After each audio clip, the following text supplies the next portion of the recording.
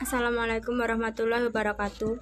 Kami dari kelompok 7 yang beranggotakan Lani Hilda Carolina NIM 250, Apra Ayusania NIM 259, dan Anfati Huzaimah NIM 267 akan mempresentasikan hasil diskusi kami yang berjudul sebab-sebab yang berkaitan dengan sunnah. Poin-poin yang akan kita bahas pada presentasi ini yang pertama adalah pengertian hadis, lalu bentuk-bentuk hadis, perbedaan pendapat komprehensif mengenai pemahaman hadis, dan sebab perbedaan dalam menentukan ontetisitas hadis. Langsung saja pada pembahasan yang pertama, yaitu pengertian hadis. Secara bahasa, kata hadis berarti komunikasi, cerita, percakapan, baik dalam konteks agama atau duniawi, atau dalam konteks sejarah, peristiwa, dan kejadian aktual. Sedangkan menurut istilah, hadis berarti segala sesuatu yang disandarkan kepada Nabi Muhammad SAW, baik itu yang berupa perbuatan, perkataan, dan ketetapan, atau tahrir, ataupun sifat. Hadis Nabi Muhammad yang sampai pada kita saat ini banyak jumlahnya. Tidak semuanya hadis Nabi itu dapat kita terima secara mutlak. Hal ini disebabkan hadis Nabi tersebut masih terbagi ke dalam berbagai bentuk hadis. Bentuk-bentuk hadis. Yang pertama itu ada hadis qauli. Hadis qauli yaitu segala perkataan Nabi SAW yang berisi berbagai tuntutan dan petunjuk syarak, peristiwa-peristiwa, dan kisah-kisah, baik yang berkaitan dengan aspek akidah, syariah, maupun akhlak. Nah, menurut rankingnya, hadis qauli menempati urutan pertama dari bentuk-bentuk hadis lainnya. Urutan ini menunjukkan kualitas hadis qauli menempati kualitas pertama di atas hadis fi'il dan tahriri. Yang kedua ada hadis fi'il. Hadis fi'il yaitu segala perbuatan Nabi SAW yang menjadi anutan perilaku para sahabat pada saat itu dan menjadi keharusan bagi semua umat Islam untuk mengikutinya, seperti praktek wudhu, praktek sholat 5 waktu dengan sikap-sikap dan rukun-rukunnya, praktek manasik haji, cara memberikan keputusan berdasarkan sumpah dan saksi, dan lain-lain. Yang ketiga ada hadis tahriri, yaitu hadis yang berupa ketetapan Nabi SAW terhadap apa yang datang atau yang dikemukakan oleh para sahabatnya, dan Nabi SAW membiarkan atau mendiamkan perbuatan tersebut tanpa membedakan penegasan apakah beliau membenarkan atau mempermasalahkan. Yang terakhir ada hadis hami. Hadis hami yaitu hadis yang berupa keinginan atau hasrat Nabi SAW yang belum terrealisasikan. Walaupun hal ini baru rencana dan belum dilakukan oleh Nabi, para ulama memasukkannya pada hadis karena Nabi tidak merencanakan sesuatu kecuali yang benar dan dicintai dalam agama. Dituntut dalam syariat Islam dan beliau diutus untuk menjelaskan syariat Islam. Berikutnya, perbedaan pendapat komprehensif mengenai pemahaman hadis. Perbedaan atau ikhtilaf adalah perbedaan metodologi para ulama dalam mengistinbatkan hukum Islam atau pengambilan hukum dari teks-teks Al-Quran dan Al-Hadis Rasulullah SAW. Ikhtilaf tidak selalu identik dengan perselisihan. Ikhtilaf adalah perbedaan yang didasarkan pada nas Al-Quran dan Al-Hadis dalam rangka mencari kebenaran. Masalah muncul ketika Nabi telah wafat dan banyak sekali terjadi perbedaan pendapat, sehingga menimbulkan konflik.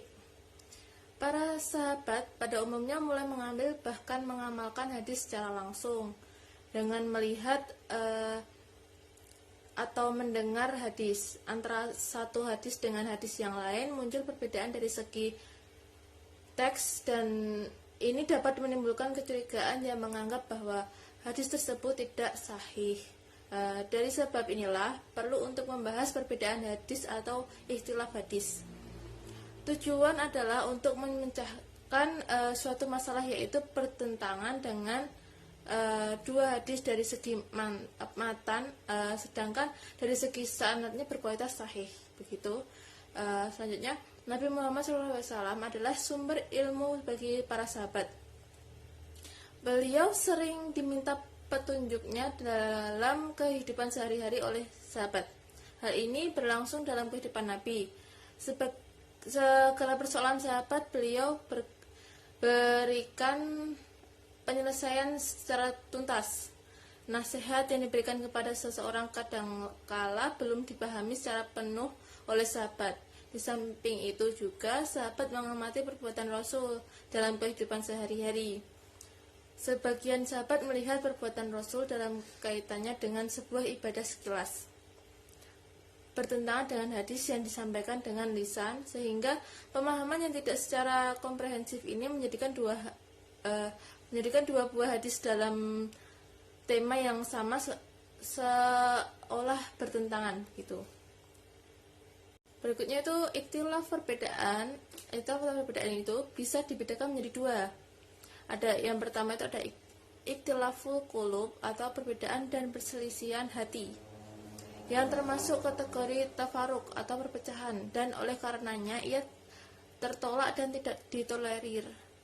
Untuk kedua, ikhtilaful uqul wal afkar atau perbedaan dan perselisihan dalam hal pemikiran dan pemahaman, yang masih bisa dibagi lagi menjadi dua. Ada ikhtilaf dalam masalah-masalah usul atau prinsip, ada juga ikhtilaf dalam masalah-masalah furu atau cabang non-prinsip.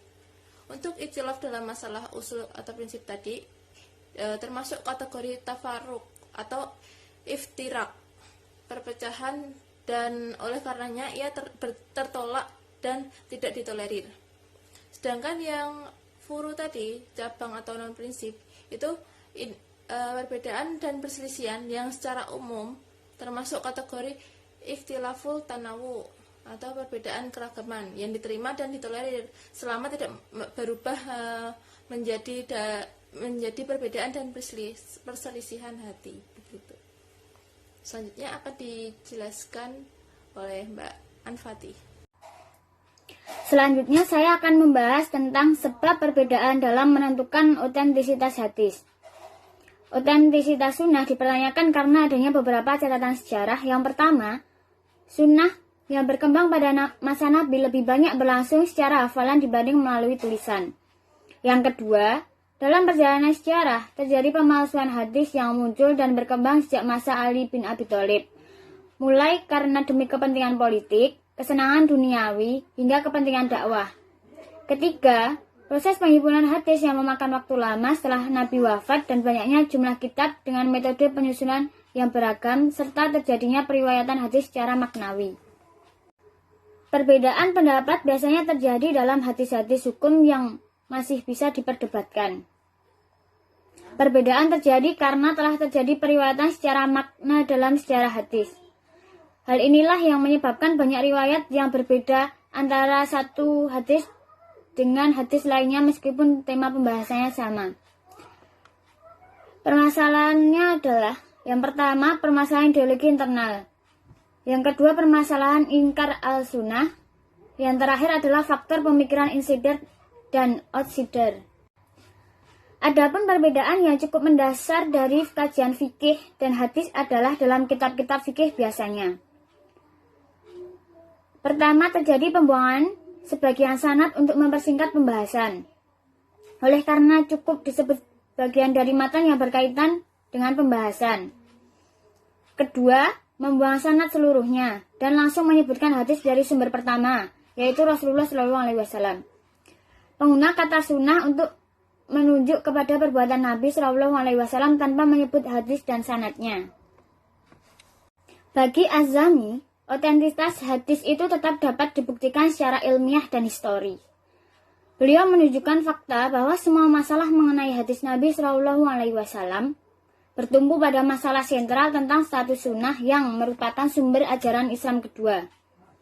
Lebih lanjut, beliau berargumen bahwa untuk memperoleh otentisitas hadis, maka seorang harus melakukan kritik hadis menyangkut nas atau dokumen dengan memakai beberapa metode. Dan salah satunya adalah dengan metode perbandingan. Hal ini seperti yang dikatakan oleh Ibnu Mubarak, untuk mencapai pernyataan yang otentik, orang perlu membandingkan kata-kata para ulama satu dengan yang lainnya. Adapun rumusan metodologi untuk membuktikan otentisitas hadis adalah sebagai berikut. Pertama, membandingkan hadis-hadis dari berbagai murid seorang syekh. Yang kedua, membandingkan pernyataan-pernyataan dari seorang ulama yang dikeluarkan pada waktu yang berlainan. Yang ketiga, membandingkan pembacaan lisan dengan dokumen tertulis. Dan yang terakhir, memperbandingkan hadis-hadis dengan ayat Al-Quran yang berkaitan. Jadi kesimpulannya adalah hadis Nabi sebagai pedoman kedua umat Islam mesti dipahami secara komprehensif. Dengan demikian dapat dihindari kesalahan di dalam memahami hadis. Maka dari itu pula para ulama telah berijtihad dengan beberapa penyelesaiannya. Sehingga tidak ada lagi tuduhan bahwa hadis Nabi memiliki makna yang bertentangan satu sama lain. Baik, sekian presentasi dari kelompok kami. Terima kasih. Wassalamualaikum warahmatullahi wabarakatuh.